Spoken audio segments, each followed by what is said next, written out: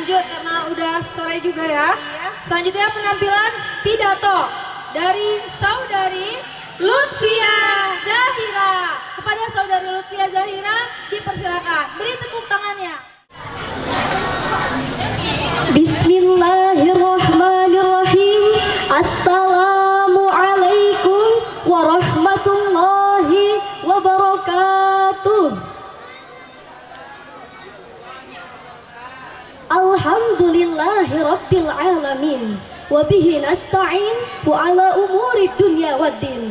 Assalatu wassalamu ala ashrafil anbiya'i wal mursalin wa ala alihi wa sahbihi ajma'in. Amma ba'du. Yang saya hormati kepada dewan juri, yang saya hormati kepada panitia penyelenggara, serta hadirin yang berbahagia.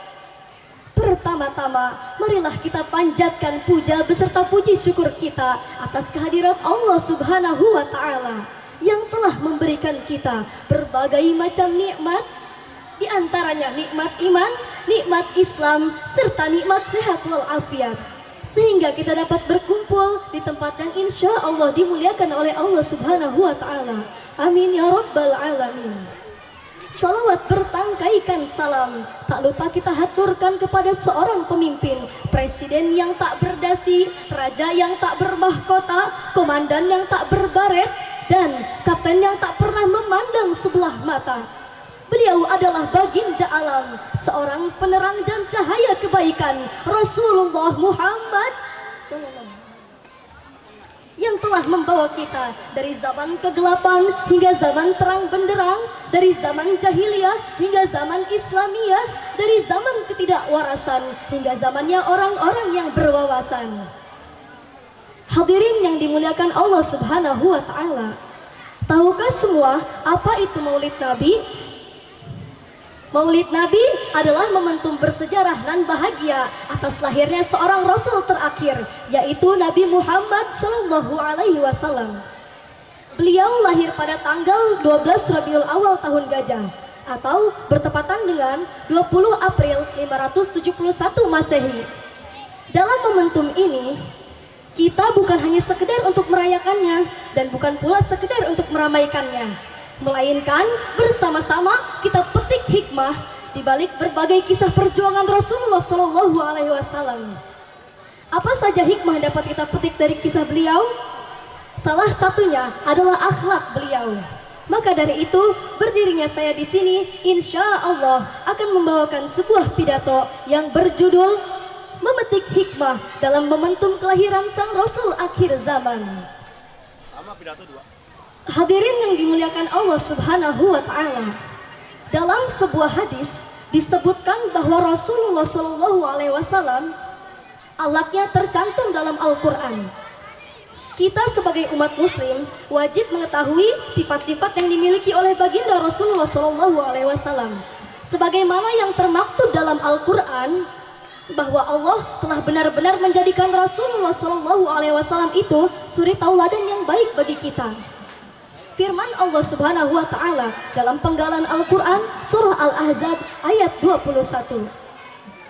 A'udzu billahi minasy syaithanir rajim. Bismillahirrahmanirrahim. Laqad kana lakum fi Rasulillahi uswatun hasanah, yang artinya sungguh telah ada pada diri Rasulullah itu suri tauladan yang baik bagimu. Hari ketika dilahirkannya Nabi Muhammad SAW, sebagaimana yang telah tercantum dalam beberapa riwayat, bahwa seluruh alam ikut bergembira. Langit yang begitu teduh, bumi yang begitu sejuk, dan seluruh pohon-pohon berbuah dengan sempurna. Kelahiran Rasulullah SAW bukan saja membawa kebahagiaan bagi seluruh alam, melainkan juga kebahagiaan bagi seluruh makhluk hidup di muka bumi ini. Nabi Muhammad SAW adalah khataman nabiyyin. Beliau juga bagaikan nurun fawqa nuri, atau cahaya di atas cahaya, dan basyarun lakal basyar. manusia yang tidak seperti manusia. Hadirin yang dimuliakan Allah Subhanahu wa taala. Adapun hikmah yang dapat kita petik dari adanya peringatan Maulid Nabi Muhammad SAW, yaitu dengan adanya peringatan ini kita kembali teringat akan Rasulullah SAW yang merupakan panutan sekaligus pemberi syafaat kita di yaumil kiamah nanti. Sebagaimana firman Allah Subhanahu wa taala dalam Al-Qur'an surah Ali Imran ayat 31.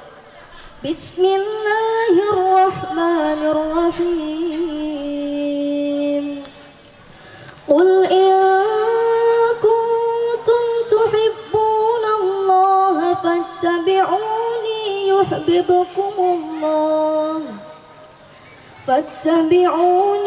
yuhibbukumullah wa yaghfir lakum dhunubakum wallahu ghafurur rahim. Shadaqallahul azim. Yang artinya, katakanlah Muhammad, jika kamu mencintai Allah, maka ikutilah aku. Niscaya Allah akan mengampuni dosa-dosamu dan akan mencintai kamu. Allah Maha Pengampun lagi Maha Penyayang. Quran surah Ali Imran ayat 31. Hadirin, banyak sekali sifat-sifat Rasulullah SAW yang bisa kita jadikan pelajaran penting dalam hidup kita. Salah satunya adalah kesabaran. Ada sebuah kisah saat Rasulullah SAW hijrah ke kota Taif dengan harapan seruan dakwahnya mendapat peluang dan respon yang baik dari penduduk Taif. Namun yang didapatkan justru sebaliknya. Beliau bahkan disakiti dengan dilempari batu hingga bercucuran darahnya. Kemudian datanglah malaikat Jibril dan berkata, "Ya Rasulullah, seandainya engkau menerima tawaran kami, kami pun sanggup untuk mengangkat gunung Uhud ini dan akan kami hancurkan kepada penduduk Taif." Lalu, apa yang diperbuat oleh Nabi Muhammad SAW? Beliau mengangkat kedua tangannya seraya berdoa, "Ya Allah, berikanlah petunjuk kepada kaum Taif. Sesungguhnya mereka belum mengetahui, maka selamatkanlah mereka dari siksaanmu." Bisa kita lihat hadirin, alangkah besar jiwanya, alangkah luhur budi pekertinya, alangkah mulia segala sifatnya. Tuntutan hidup sederhana yang didukung dengan kepribadiannya yang teguh, tingkah laku yang penuh dengan kasih sayang dan kelemah lembutan, menjadi mahkota keindahan yang menghiasi kehidupan Rasulullah SAW. Maka dari itu, marilah kita sama-sama memetik hikmah dari berbagai langkah perjuangan Rasulullah SAW agar kita kembali semangat dalam menjalankan ibadah dan tidak terlena oleh pesona dunia yang melalaikan. Baiklah hadirin, sebelum saya tutup pidato ini, marilah kita sama-sama bersolawat kepada Rasulullah SAW agar kelak kita mendapatkan syafaatnya. Allahumma sholli wa sallim ala sayyidina wa maulana Muhammadin adada ma fi ilmillahi sholatan daimatan bidawami mulkillahi. Rabiul awal bulannya Nabi Muhammad, bulan istimewa bagi seluruh umat. Siapa yang ingin mendapat syafaat, mari bersolawat pada Nabi Muhammad. Mungkin hanya ini yang dapat saya sampaikan, kurang dan lebihnya mohon dibukakan pintu maaf. Wallahu a'lam, ihdinas siratal mustaqim, wa akhiran unzur ma qala wa la tanzur man qala. Wabillahi taufiq wal hidayah. Wassalamu alaikum warahmatullahi wabarakatuh.